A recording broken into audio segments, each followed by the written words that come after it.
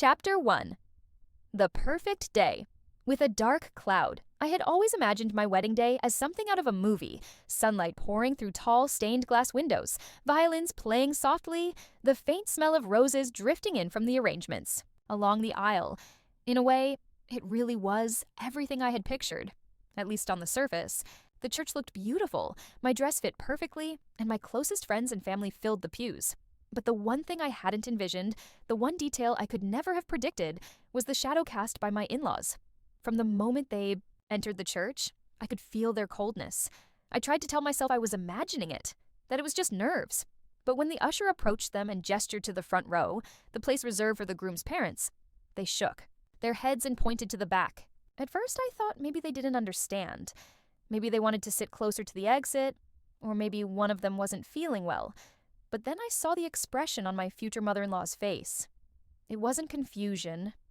It was defiance. She looked at me, then at her husband, and together they walked to the very last pew as though making a statement for the entire church to see. A murmur rippled through the guests. Heads turned. My bridesmaids exchanged nervous glances. My heart sank into my stomach. I wanted to focus on the happiness of the day, on the fact that I was about to marry the man I loved more than anything. But in that instant, all I could feel was humiliation. My parents were in the front row, beaming with pride, while his parents had deliberately chosen to distance themselves both physically and emotionally. It wasn't just about the seating. It was about what it symbolized.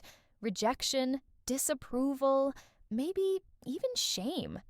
I kept my eyes forward, but I couldn't stop thinking about the months leading up to this moment. His parents had never truly accepted me. They were polite enough when we visited, but beneath the surface, there was always tension. They asked pointed questions about my family, about my career, about my background, as though searching for a flaw that would justify their disapproval. I remember one dinner where my mother-in-law leaned across the table and said, "Marriage isn't just about love, you know. It's about stability, security, legacy." She looked at me as if I didn't measure up to her definition of any of those things. And now, here they were, proving their point in front of everyone we cared about. I forced a smile as I stood at the back of the church, holding my father's arm, waiting for the music cue. "Don't cry," he whispered to me, his voice low and steady. "Today is your day. Nothing else matters." But it did matter. The entire atmosphere in the church felt heavier because of their decision. People noticed. They always notice. And part of me felt like a little girl again, like I was back in middle school, being left out of the group, standing alone while others whispered. When the music began and the doors opened, I lifted my chin and tried to walk with grace. My father held me steady, but my eyes flickered toward the back row. There they were, my in-laws, sitting stiffly, arms crossed, refusing to clap or even smile as I walked past. Every step down the aisle felt like a test. I locked eyes with my fiancé at the altar, my soon-to-be husband, and I saw his face tighten as he glanced past me toward his parents. He noticed. He always noticed, but he smiled at me anyway. The kind of smile that said, "I've got you. Don't worry." That smile was the only thing that kept me from breaking down before I even reached the altar. When we finally stood together in front of the priest, I tried to push the thought out of my mind. I wanted to believe that once we said our vows, once we exchanged rings, everything would feel lighter. Maybe their actions wouldn't matter anymore. Maybe the love we had for each other would be enough to drown out their silent protest. But deep down, I knew the truth. What they had done was deliberate. It wasn't an accident, and it wasn't something that could be brushed aside. Their choice to sit in the back row wasn't just about seats, it was about control, about sending a message, not just to me, but to everyone in that church. And the worst part was, it was working. The message was loud and clear. We don't approve of this marriage. We don't approve of her. Still, I held my head high, gripping my bouquet so tightly my knuckles turned white. I told myself to breathe, to get through the ceremony, to hold on to the man standing beside me. I had no idea in that moment that my husband was already planning something that would flip the entire day upside down, something that would turn humiliation into vindication, something that none of us, especially his parents, would ever forget. Chapter 2. Silent judgment in the church, the ceremony began, but it was impossible for me to ignore the tension pulsing through the room. Weddings are supposed to be filled with laughter, whispers of excitement, the occasional tissue dabbing at happy tears. Instead, there was a strange, uneasy silence hanging above the guests, broken only by the priest's steady voice and the faint creak of wooden pews as people shifted uncomfortably. It wasn't just me who felt it. Every time I glanced out at the audience, I caught subtle reactions. Raised eyebrows, nervous glances toward the back of the church, lips pressed into thin lines. Everyone had seen what my in-laws had done, and everyone was waiting to see how it would play out. I tried to focus on my vows, on the words being spoken, but my thoughts drifted. Memories of past encounters with my in-laws began to surface, each one now painted with sharper clarity in the light of this very public humiliation. I remembered the first time I met them. I had been so eager to make a good impression. We went to dinner at a quiet Italian restaurant in town. I dressed carefully, rehearsed polite conversation in my head, and brought a bottle of wine I thought they'd enjoy. But from the moment we sat down, it was clear that my presence was tolerated, not welcomed. His mother asked about my job with a smile that didn't quite reach her eyes. "So, you work in marketing? That's nice," she said, her tone dripping with condescension. His father stayed quiet most of the night, only interjecting to ask questions that felt more like interrogations. "What does your father do? Where did you go to school? Are you planning on staying in this line of work?" At the time, I brushed it off. I told myself they were just protective, that maybe they'd warm up to me with time. But time only deepened the divide. There were family holidays where I'd sit at the table, trying to join in conversations only to be spoken over or ignored. Birthdays where they gave me gifts that felt intentionally thoughtless, like a plain cookbook after I'd spent weeks carefully choosing personalized presents for them. And then there were the whispers. Once, when I walked into the kitchen unexpectedly, I heard his mother mutter, "She's not the kind of woman I imagined for him." Those words cut deep, and I carried them with me long after the moment passed. And now, here we were, on the most important day of my life, and their disapproval was on full display for every single guest to see. As the priest continued, I felt a heat rising in my chest. Part of me wanted to stop everything, to confront them, to demand an explanation. But I knew I couldn't. This was my wedding day, my moment. If I allowed them to provoke me, they would win. So I tried to focus on my fiancé, my soon-to-be husband, standing tall beside me. He looked calm, but I could sense the storm brewing behind his eyes. His parents' absence from the front row hadn't gone unnoticed by him either. He had a way of masking his emotions in public, but I knew him better than anyone. I saw the flicker of anger in the way his jaw tightened, the way his hand squeezed mine just a little harder than usual.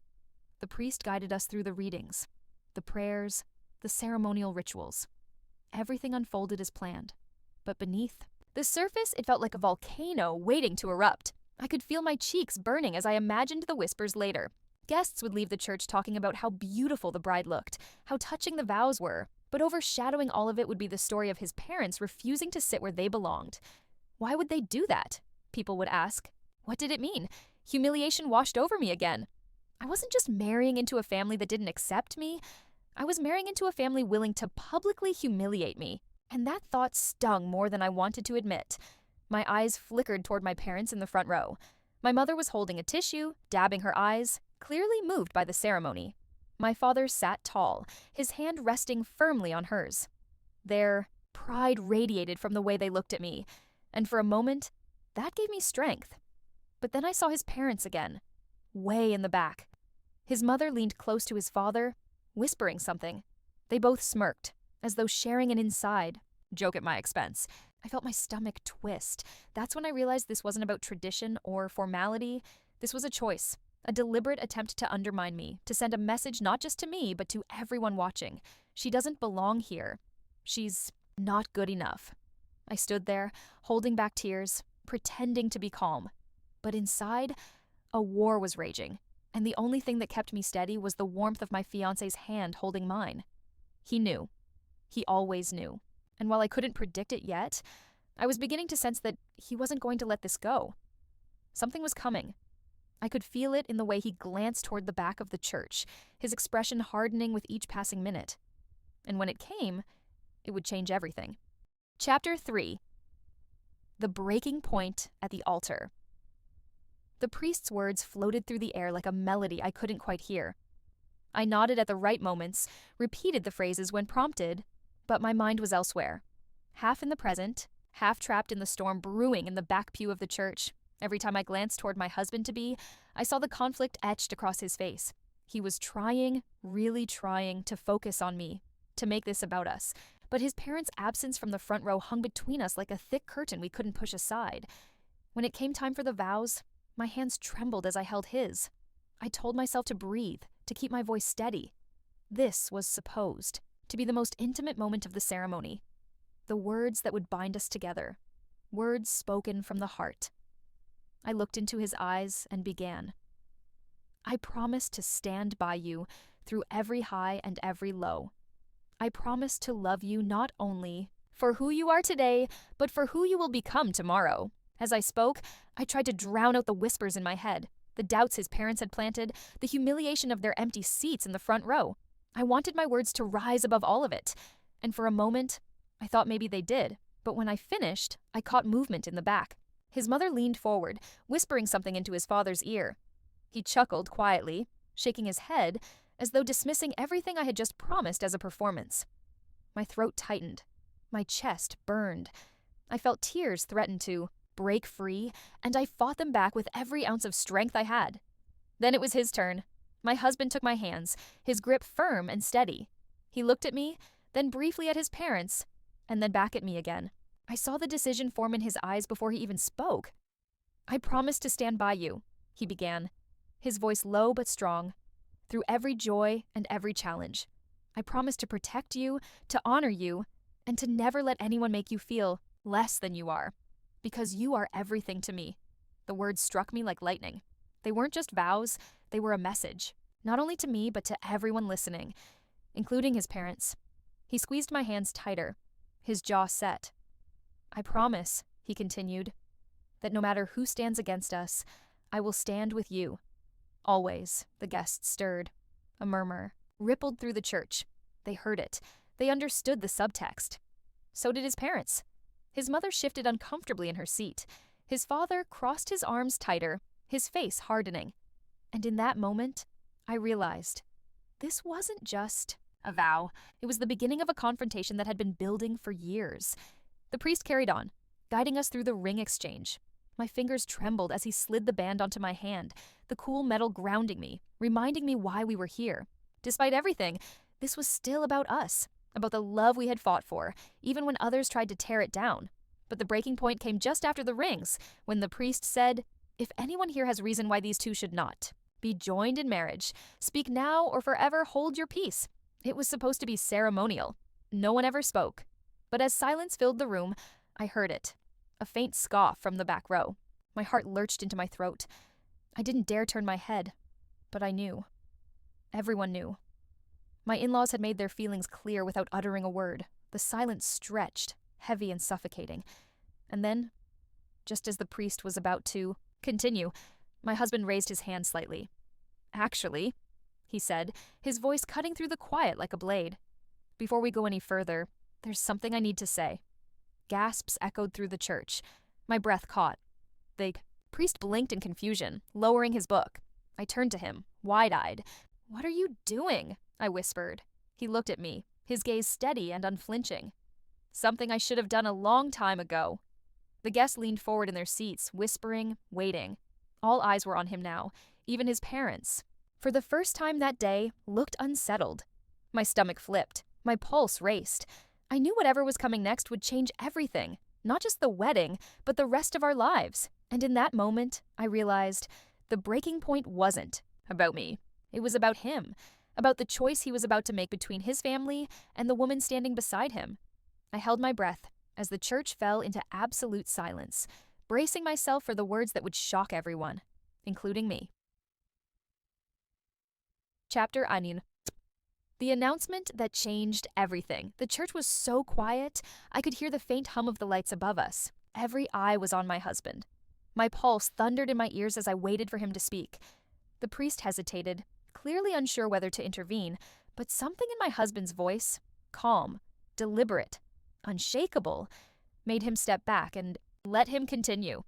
"I wasn't planning on doing this today," my husband began, his voice carrying through the vaulted ceilings of the church. "But I can't stay silent anymore. I can't stand here, in front of all the people we love, and pretend everything is fine." A murmur rippled through the guests. My throat tightened. His hand was still holding mine, but there was a new intensity in his grip. A determination. That sent a shiver through me. He turned slightly, looking directly toward the back row. His parents froze under his gaze. "From the moment I met her," he said, gesturing toward me, "I knew she was the person I wanted to spend my life with. She is kind, she is strong, and she has stood by me even when others tried to push her away. But instead of celebrating that, some people decided to make today about their disapproval." Gasps echoed through the church. Guests craned their necks, following his line of sight toward the back pew where his parents sat stiff and pale. His mother's lips parted in shock. His father's jaw clenched, his arms still crossed tightly, but his posture betrayed him. He shifted uncomfortably, like a man exposed. My husband's voice grew firmer. "I see you sitting back there, as far away as possible, making your silent statement for everyone to see. And I need you to know something. You may not respect her, you may not approve of her, but she is my wife. And from this moment on, if you cannot respect her, then you cannot respect me." A stunned silence fell over the church. My chest tightened, tears welling in my eyes. I had dreamed of being defended, of someone finally standing up for me. But I never imagined it would happen like this, in front of hundreds of people, at the very altar where we were about to be bound together. He squeezed my hand, his voice unwavering.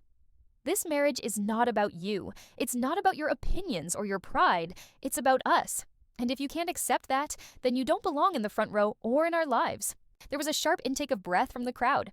Some people covered their mouths, others exchanged wide-eyed looks, a few even nodded, as if silently cheering him on.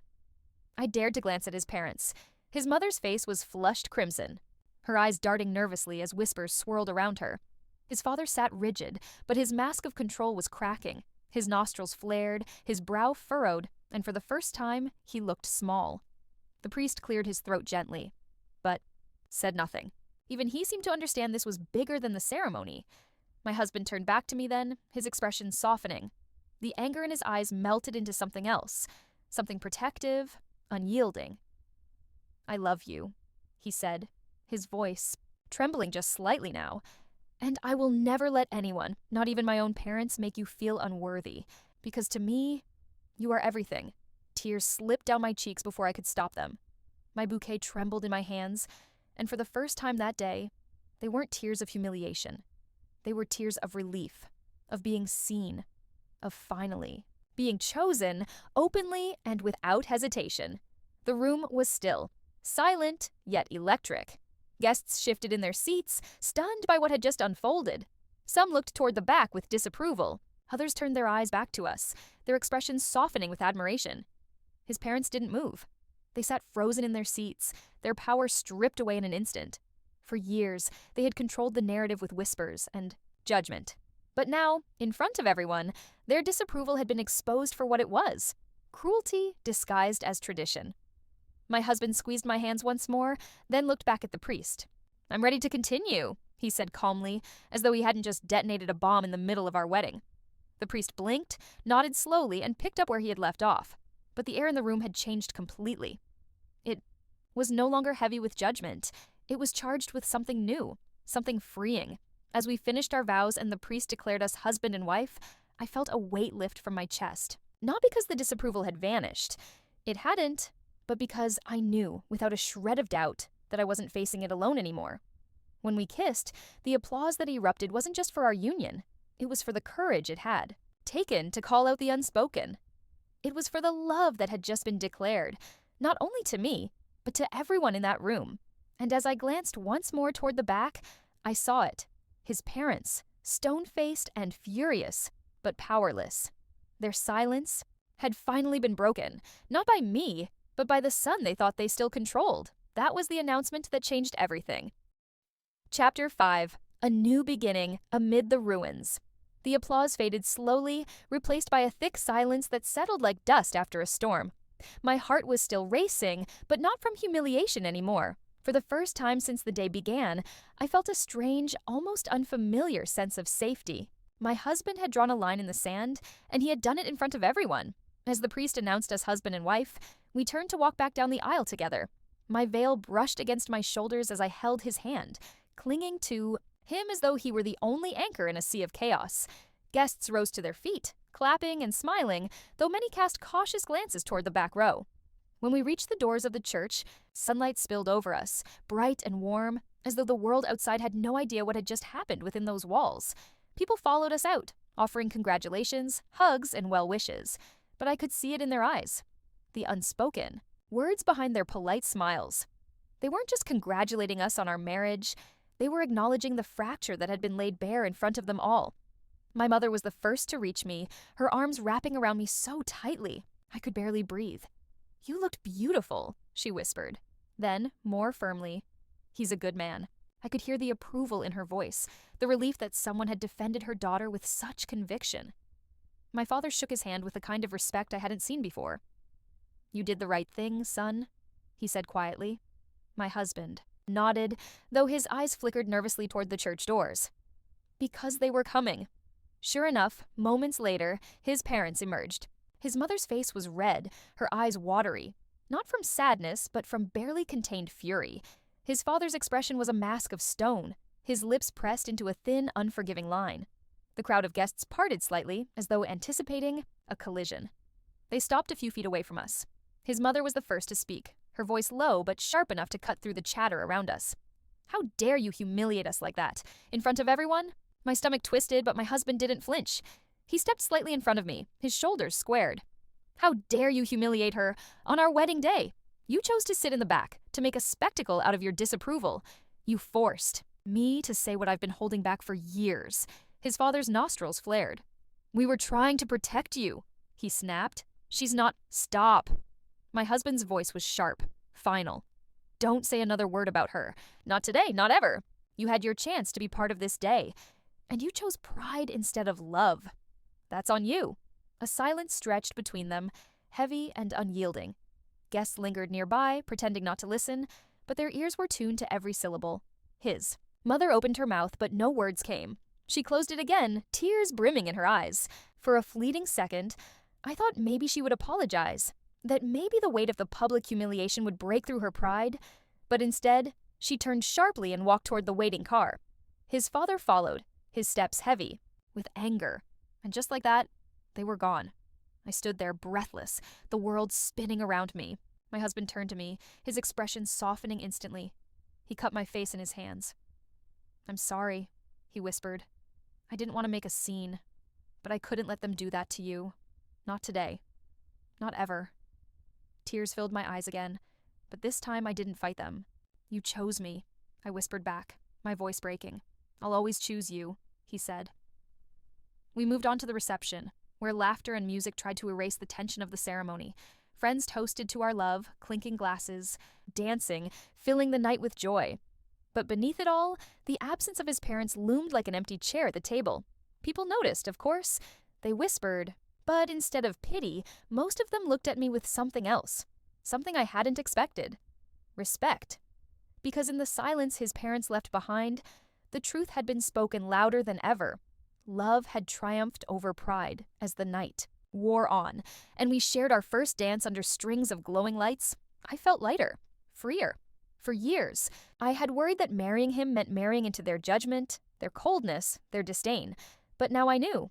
He had chosen me, publicly and without hesitation, and no amount of disapproval could undo that.